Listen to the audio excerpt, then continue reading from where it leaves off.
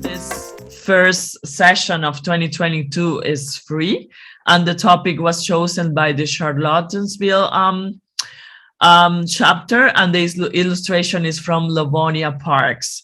So there's many definitions about being free or free, but I'm very glad that Katie Rossler, that is our speaker today, has a very original point of view and a very interesting message to share with all of you today. So I'm going to stop sharing my screen, and I welcome to our virtual stage to Katie.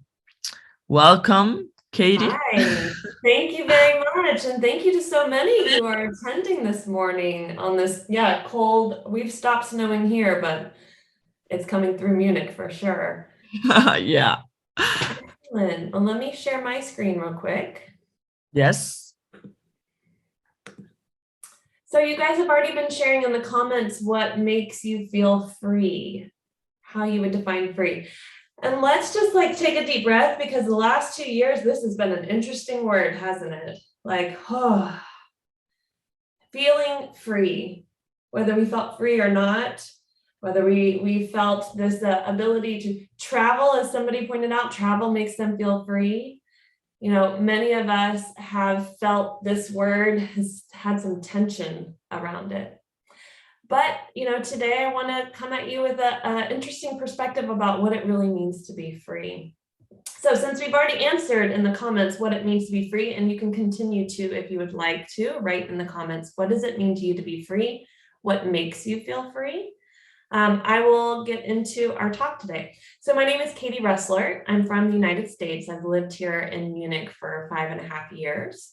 I am a licensed counselor, transformative grief guide, and author of the book, The New Face of Grief. And we'll get to that book later on in the slides. So I want you to think about what it means to be free. And I'm going to give you an analogy I love to use with my clients. So I want you to imagine you're going to go on a trip. It's a journey. It's going to be a pretty big journey. And you need to start packing for it. So obviously you're going to pack your clothes, right? And you got your toiletries and all the things you need. But then all of a sudden you're like, oh, you know what? This is a really big journey. I want to pack these memory items. I need to put this in my bag. Oh, wait, and I want to remember this, and I don't want to forget this. And, there's that one time this happened. I want to bring that book that person gave me as a gift. And all of a sudden, we have 10, 11, 12 suitcases full of things that we associate part of our identity with, our memories, how we experience the world, plus our clothes, of course. And we're going to go on the journey with all of this baggage. So we get to the airport. We've hired a big van because, again, 10 to 12 suitcases. And we go up to the front. We go, okay, so I'm ready to go ahead through customs and everything. I'm ready to show my passport. And they're like, ma'am or sir, you need to check your baggage. And you're like, no, this is coming with me on the journey. Well, of course it's going to come with you on the journey, but you can't keep it beside you. You have to, no, this is my stuff. This is how I understand myself. This is my memories. No, it's coming with me. Now we laugh at this because the reality is we got to check our baggage, right? But this is what happens to us emotionally and mentally.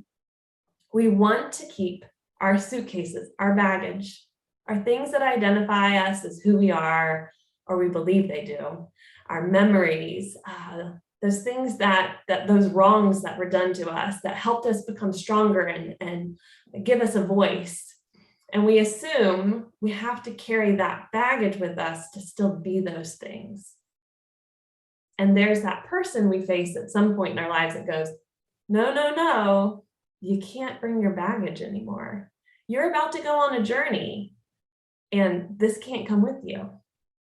And you have a decision to make. Do you turn around and go home and don't go on that journey and continue to hold on to all that baggage? Or do you go check it and you start to work on and heal and release and accept and let go of those suitcases that no longer need to be held on to? So it's an interesting analogy. And because travel was brought up, I think it's a good point that often we feel free in traveling, right? It's like, and part of that is because we let go of that baggage, right? Maybe we have our one carry-on and personal item, a book, but in general, we don't carry all the stuff with us. We feel a release from leaving all the stuff behind and moving forward. So we already have this view in our mind of what that is like. We know that feeling, but in life, we don't allow ourselves to feel free very often. So let's chat, and I'd like you to put in the chat box, why don't we work on releasing our baggage? What is it about those suitcases of memories and identity pieces that make it really hard to let go? I'm going to pull up the chat box so I can see your answers. We feel attached to them. Yeah, and ask yourself, why? What is it attached to? Because it's not like it's physically attached to you, so why? Because they are a part of us, and it often is hurtful. Yeah, there's emotional consequences to working on it. We like to keep it just in case. You never know, that one memory, we've got to keep that just in case we forget. Then we get hurt again. Something bad happens to us again. We should have known better. We don't realize we're carrying them. Yes, that often is what happens until we're triggered. Somebody says something and then all of a sudden we explode and we're like, where did that come from? We think we're safer with them. Yeah, because let's be honest, it becomes who we are. I grew up in a military family, moving around every 2 to 3 years. And for the longest time, I'm a military kid. I'm a military kid. I'm a military kid. Okay, release that. I'm an adult now. I don't need to be this military kid anymore. But for me to hold on to that meant I've moved a lot. I'm adaptable. I've gone through challenges. I've had to say goodbye a lot. I've had to grieve a lot. Okay, well, I don't have to say I'm a military kid anymore to have learned those lessons and be that person. I think we're attached because we are scared of leaving our comfort zone. Yes, yeah. And often we think that the attachments is what keeps us safe. And so we continue to impact our ability to feel free. So I come at this topic with the mindset that if we release emotional and mental baggage, it's the same as checking our baggage. All of a sudden we feel free. It's like that heart space just opens up. We're more creative. We can think more clear because we're not bogged down by the fog of the past, the hurts, the triggers, those points of pain that we think we need to keep around, or we don't even realize we've continued to. Okay, so why don't we work on releasing our baggage? There's a whole bunch of reasons why. But ultimately, as adults now, we can start to go, yeah, some of that baggage doesn't serve me anymore. It's time to check it. It's time to release it. So ultimately, why do we not let go of that baggage? So originally this slide said, because we're not comfortable with being free. But I felt my own tension about that sentence and was like, ooh, we're not comfortable with empty space, which is basically the same thing. Okay, I want you to close your eyes for a second, if you can, depending on where you're traveling. And I want you to imagine that I am this magical being that can completely clear your schedule for a day. Not only can I clear your schedule for the day, I will make sure that the next day, it doesn't pile up.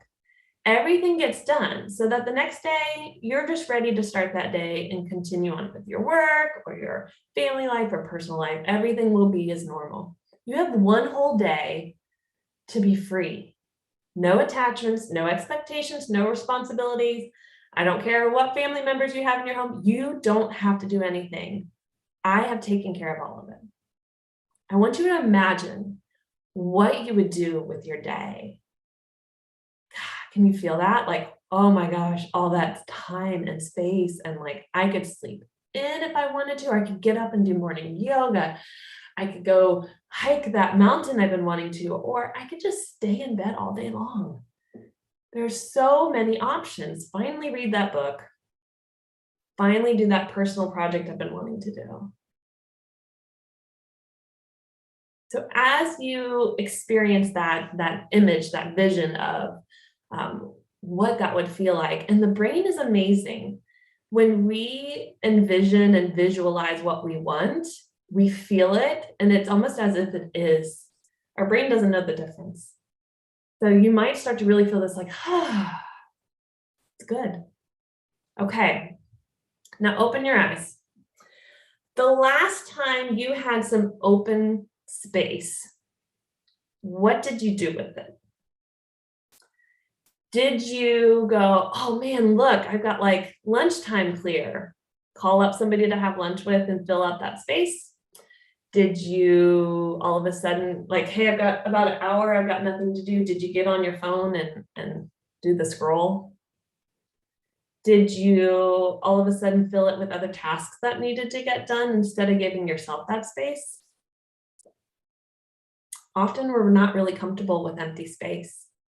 This is largely what happened in 2020. When I was working with clients, I noticed that all of a sudden they had more time at home. They had no more travel commutes, or they were able to turn off their screens much earlier, but they didn't. They struggled with feeling and thinking and having more time to sit. And relationships were challenged. Families really struggled because we had to face some of the things we didn't want to face. We had more empty space, and it was uncomfortable. So we had this dream world of what we would do with empty space, but when we have it, we tend to fill it up. Last year, I was given a whole, or 2 years ago, I was given a whole weekend, and I'm a mom of 3, so you guys, I was given a whole weekend without kids. It was amazing.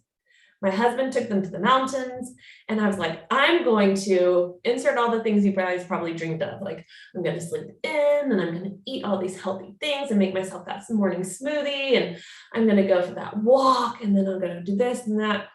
And yeah, the first hour or two was quite magical and beautiful. And then after that, Netflix was there. And I mean, there's just these series that I needed to binge watch and just like catch up on, right? I didn't really use the time.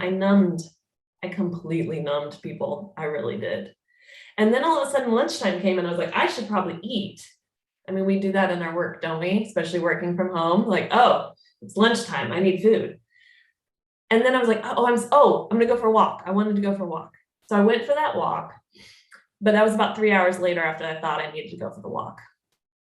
And I looked up at the clouds and realized, oh my goodness, I am so trying to escape. I don't want to work on myself. I don't want to feel these things.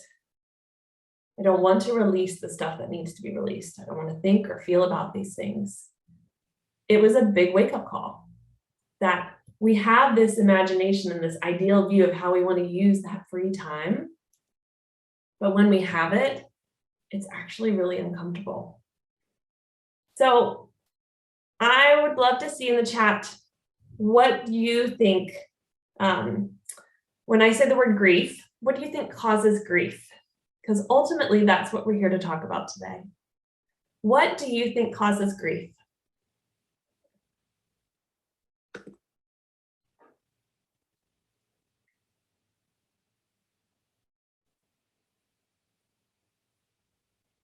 When you lose something. Mm-hmm.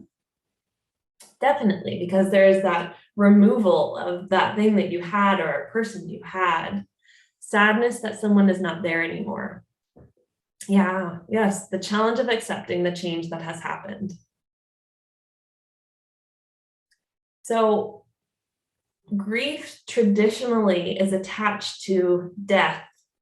But before we as a society really said, well, grief and death are like equal, we realized in tribes that grief was about letting go. It's the 4 seasons, isn't it? It's the winter time. It's the release. It's the shedding of the leaves. It's the sitting and cocooning. So let's see what other answers we have. Not having an idea of how things will be without something or someone. Thinking that the person is not a phone call away anymore. Yes.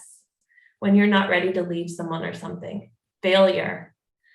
So you guys are attaching, many of you are attaching it to people, that loss of a person, a loss of a thing. I want you to think on a more emotional level of times that you have felt grief. And maybe it wasn't always because of something negative happening in your life. So Patricia says loss of how things were, and Patricia has my book, so I know she knows. But grief ultimately, and hear me on this, when it comes to grief, when it's not necessarily the death of a person, it's a temper tantrum. It is the releasing of how we thought life would or should go. Well, I should have achieved this already in my career. Why haven't I? I should be this by this point in my life. Why aren't I not? My relationship should look like this. Why doesn't it? So I must need to leave it. We have created these shoulds that we have to grieve. It's that loss of familiarity, exactly, as well. So I want to share with you my full definition of grief and then what I believe causes us grief. So for me, grief is the emotional, mental, and physical response to letting go of the way we thought life would or should go and accepting how life actually is. And ultimately, once we start to do that, we start to heal because we start to see, hey, it's okay to let go of the control of the situation. It's okay to let go of those dreams. It's okay to let go of the shoulds. We really like to should on ourselves, don't we? So for me, what causes grief is death and loss of people we love, people around us, miscarriage, infertility, loss of the ability that you thought you would have to be able to have a baby or bring a child into life the way you wanted to, a health condition that impacts the rest of your life. So you don't feel like other people, they don't have to do these things. I have to do this. I wanted to have this type of life and I can't now. Positive things, parenthood. Oh, parenthood brings grief with it. And I don't mean that in a I'm not grateful for my kids, but it's letting go of the freedoms we once had, to be able to get out the door in 2 minutes, feeling like ourselves, having that freedom and release and not having people need us, have this responsibility of always being needed. It also comes with rites of passage, going off to college, starting your first job. There's all this excitement that there's also this point of oh my gosh, I miss how it was. Y'all, I remember in the beginning of, it was my second job where it really hit me. I don't have summer vacation anymore. And this is in the United States. I know here we get a break, but I don't have those 2.5 months. And it hit me, and it was silly, but it hit me oh my gosh, I don't have that break anymore. And that's not necessarily grief, but it was just the realization that things have changed.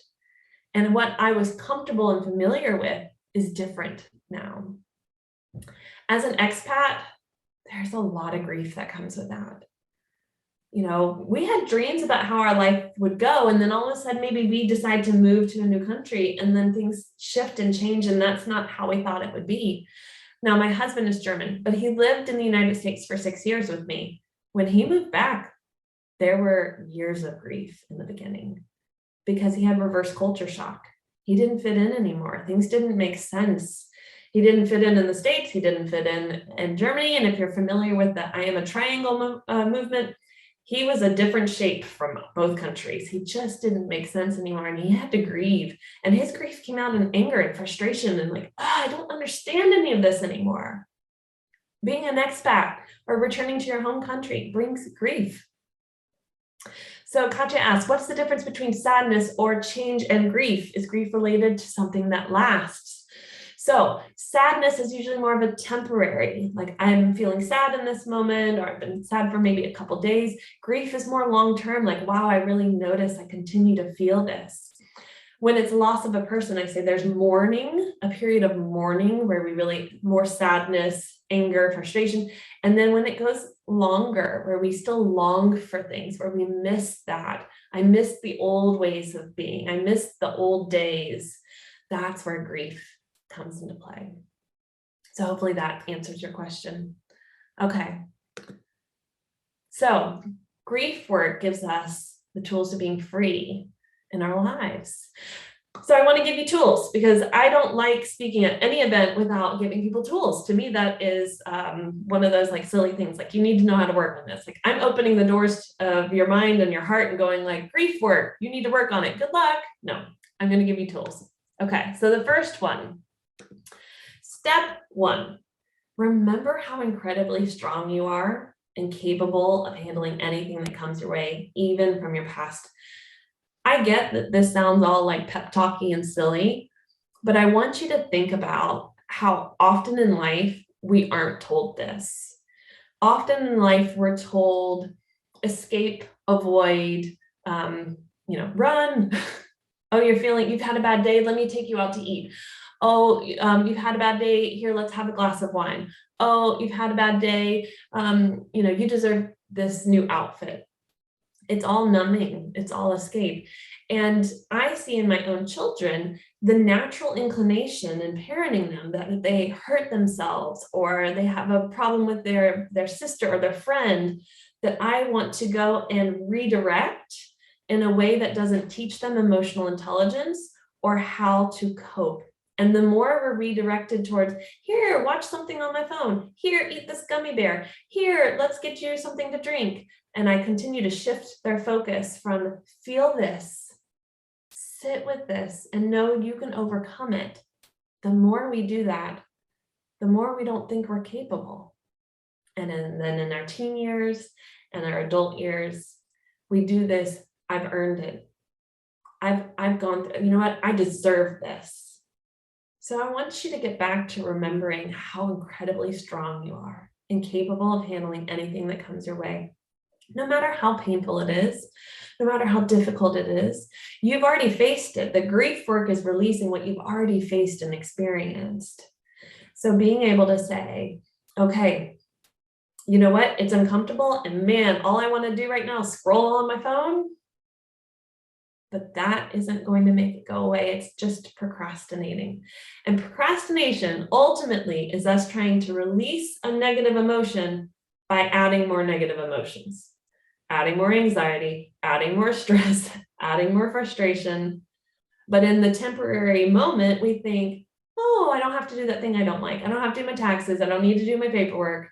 I don't need to do my grief work. And I'll just shift for a second and think about something else. And then it's still there. Step 2, create a grief timeline and look for themes. So the first session I have with all of my clients working with them on grief is we create a grief timeline. Have you ever had a project for work that you were like, oh my gosh, where do I start? And it just kind of felt overwhelming. So you sort of maybe like avoided it and put it off and put it off. Have you guys had that before? I know I have. Where it's like, oh, yeah, I need to send that proposal to a client, but like, it's going to take me hours. I don't really want to, again, Netflix. Oh, let me go do this. Let me find something else, right? What we do ultimately with projects like that is we break it down into like, okay, what needs to get done? What is the like, okay, this is the most important, da, da, da, da, da. When we create a grief timeline, we look at the course of our lives, and I'm not saying you need to go like 1976, 1977, 1970. What I'm saying is like in particular years of your childhood, here again, military kid, I was able to go, when we lived here, what are some key things that happen? Parenting gone wrong moments, times where your teacher said or did something that upset you and hurt you that still seems to carry on.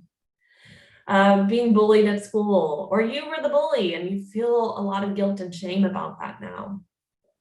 Look at your grief timeline, map it out, and I promise you, you will find themes.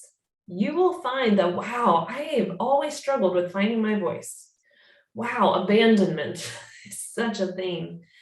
And it's like a puzzle. You see all these pieces, and all of a sudden, how I work with my clients is helping them connect it to see what it ultimately is, this thing that they're trying to learn and figure out.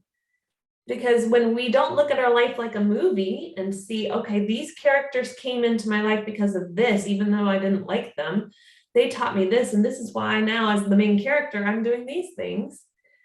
We're not learning or growing from it. We're just going through life. So create a grief timeline. I encourage you to sit down and write this out. And third is get support. Why I say this is because, and I address this in my book, The New Face of Grief, when we're grieving, we do need solitude.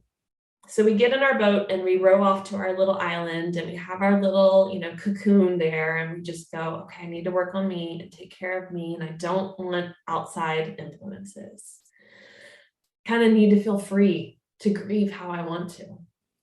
There's a point, and it's like this fuzzy barrier, I haven't figured it out, even with myself, where it's like, am I isolating myself? Are people isolating me? Like, where is everybody? Why don't people come and support me? Do they forget that I went through this major, experience? But you rode the boat out. You wanted that space. People respected it. But the shift happened, and now the brain plays some funny games and tells you people don't care. They're not really checking in on you anymore. Their lives go on.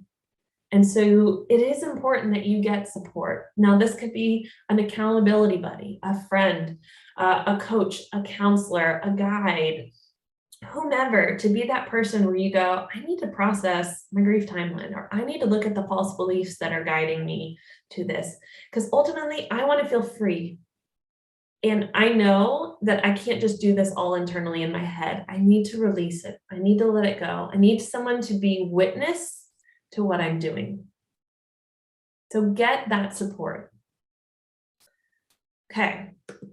So the next time you're traveling and you're packing your suitcases, I want you to remember this analogy.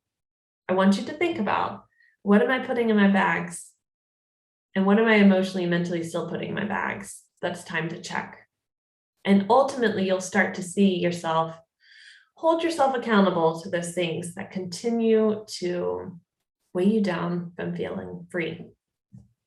So I'd love to hear what your questions or your own stories of having to face some of the grief work in your lives has ultimately helped you or distracted you. I mean, what are your experiences? So I need to make the shift from Netflix to cleaning when procrastinating. Do you know that, some of us stress clean, and ultimately they have that whole, like, what's in your mind is in your external world. So people like clean up and stuff. But what we are doing is processing. So it does help to clean the floors and things. It does shift all of that. So cleaning. What questions do you have for me? Okay, so cleaning really helped, because I do that and I thought it's maybe bad, but it really helps. Like after I wash the dishes, I really feel better. Yes, because you are taking control of something and you're finishing it all the way to the end. And ultimately what you can do, here we go, psychology tricks, is be very purposeful in, maybe there's something you do need to think about, just one thing. Not like all my baggage, one piece of baggage, like that one relationship that didn't work out that I'm struggling to let go of. You allow yourself to think of that while you're washing the dishes, and you imagine you're washing that pain and that hurt and letting it go. It's like a meditation walk, a mindfulness walk, like we're very mindful, we're focused, we're releasing, and then we're coming back. I found the solution in listening to podcasts during the cleaning. Oh yes. Yeah, that'll keep you entertained too. Can you hear me? Yeah. I wanted to share regarding this, when you have like the free time and then you don't know what to do with it. This is a very hard topic actually, because I had like a moment in my life that I just moved to Germany, and I had to find a job or decide what I had to do, with my life here for over a year and a half. And it was actually the hardest moment or time in my life, because I had this history of being always busy, you know, always working, always with a side project, always with a freelance. And then when I had all this free time that I didn't have to worry about money, I didn't have to worry about anything because I had the support from my family, but it was so difficult to not to be doing anything that somebody else was asking me to do, because actually that's what is a job about, that you're given a service or you're doing something that someone needs. And it was like after that year and a half, it was like a change of life, you know, because it was a learning on how to use my time, how was like the wise way to, you know, the best thing that I wanted to do in this time. And but at the same time was painful. So I don't know if you have a comment about that. And it's almost physically painful, isn't it? Like you get that space and you're like, I don't know what to do. Like you feel this like ants crawling. Yeah. And when we have that space, I mean, you have to retrain yourself to not always be in action mode and doing and doing and doing and getting comfortable with the receiving and sitting and relaxing and seeing that as powerful as the doing. My husband the other day made a comment. He said, I realize marathon runners, after they run a marathon, they give themselves that time to recoup. They relax, they rejuvenate their bodies. We don't do that in the work world. No, we don't. No. And yet we run marathons in our own ways with some of our projects, especially with certain clients. You're sometimes running certain marathons. Yeah. Anne says, do you think that you can grieve, for instance, before something has happened or someone has passed? I was wondering, this is some diversion or protection of yourself. 100% you can grieve before, because you know what it feels like. It's that visualization activity I put you through. You already know what it feels like to lose someone or something. You know it's coming. So it is quite normal if you're very self-aware to start grieving ahead of time. And it will bother people. Well, you haven't even moved yet. You haven't even lost them yet. That's their story about grief, not yours. So yes, allow yourself to feel that. Some of us feel more than others. It's part of what helps us to be really creative as well. So allow that to come naturally. When we try to stuff it and tell ourselves, this is wrong, I shouldn't already feel this, again, the shoulds, you're ultimately continuing the don't allow yourself to learn that you're capable and strong. Hopefully that answers your question, Anne. Yeah, I find it's happened a couple of times where I then think, this is weird because this situation hasn't even happened and I'm almost preempting it, do you know? Yeah. And I then sort of try and bring myself back to the present, that I have to enjoy the moment. But it's weird. I then start thinking, is it something that I'm doing on purpose to try and protect myself from the pain? So that was my question as well. But you're feeling the pain still, right? So you're not protecting yourself from the pain because you're feeling it. You are, yes, it is a form of protection of like, I'm just gonna go ahead and feel it before it happens. So I take control of feeling it. Yeah. Yeah. Very interesting. But then I suppose, like, you're right, that I'm feeling it at the moment. So it is a bit of I would say it's just funny how you shift from one point to another whilst you're still in the situation, kind of thing. Yeah. I think ultimately grief work is about letting go of control. And we have a struggle to do that. Okay, I see a hand up for iPad is the name. I have a question. How does it really look like allowing yourself to feel your emotions? Does it like just not judging yourself and just letting it be and do whatever? I don't know. How does it really look like to allow yourself to feel stuff? That is a great question. So usually what I do is take people, and I know we don't have time today, through a guided meditation of stop being here and bring yourself back into your body and your heart. And ultimately, when I do that with clients, then all of a sudden it's like tears will start, laughter might start, a smile, like all sorts of different emotions can come up. What does it feel like? I can't give you that because it's very subjective, but I can tell you it doesn't start here. It's not, okay, I'm going to think about my grief work. I'm going to do the grief work. And that it's really going, how do I feel? Because grief is stored here. We think it's here, but it's actually below the neck. It's in our bodies. It's that stress and that tension. It's that, I can't breathe. Oh my gosh, So you might physically feel it before you emotionally feel it. The tension in the chest, the heart racing, the clammy palms, like something's not right. So then you say, okay, body, what is it that I'm feeling right now? And usually close your eyes so you're not avoiding, and sink down into your body and just see what comes up and what you feel. It doesn't always mean, grief work doesn't always mean cry incredibly. Like, oh gosh, my clients are always amazed at the end of sessions. They're like, I thought I would cry a ton. And I'm like, it's not always about grief and mourning are two different words. It isn't always crying. It is uncovering those things that need to be released. And sometimes it's actually quite a freeing feeling versus a sad feeling.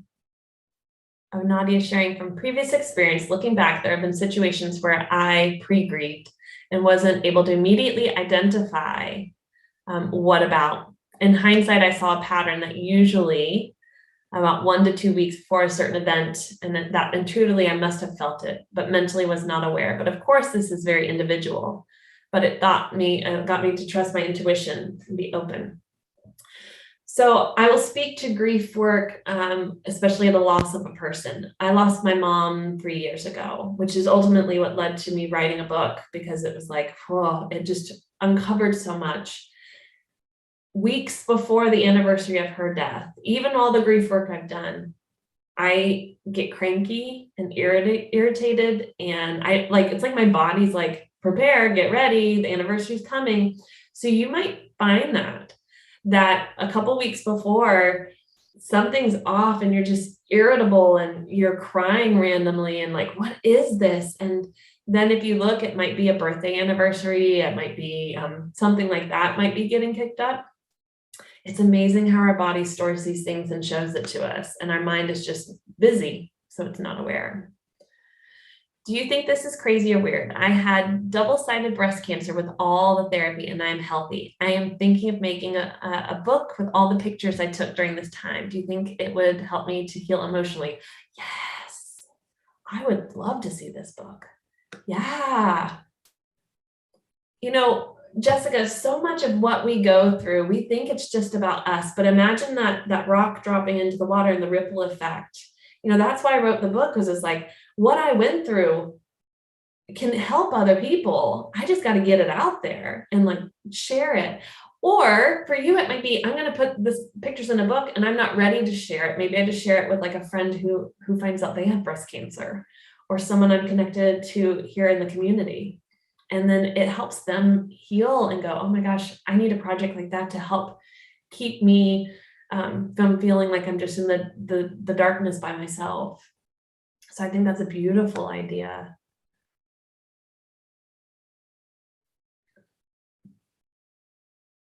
You think people would be shocked or too shocked? Are you worried about other people, or is this for your healing? Because ultimately, you'd be surprised. There are a lot of us who want to start seeing real life instead of just everything be perfect and pretty and stuff. So go shock people. It's okay. That's my point of view. I think we cater to keeping everybody very Pollyanna and top level, and so many of us really want to go deeper. I want to be mindful of time because I'm actually not able to see a clock. So you guys let me know. I think Yeah, we still have time for maybe two more Okay, questions good. or comments. I mean, the participants have been very active today. Ah, I'm really like excited and happy because of this. yes. And Jessica, yes, somebody said, happy to hear you're healthy again, 100%. And you might find that there's that like, yeah, you need to do a project to honor and like really go, yes, and release all that fear and the stress and the things you went through. So I support you in the project, and it looks like several of us do as well. Beautiful. Anybody else? Because there's a lot of comments like at the beginning of the Oh yeah. talk that maybe someone wants to share, like from the questions of the beginning. It doesn't have to be about only the end, you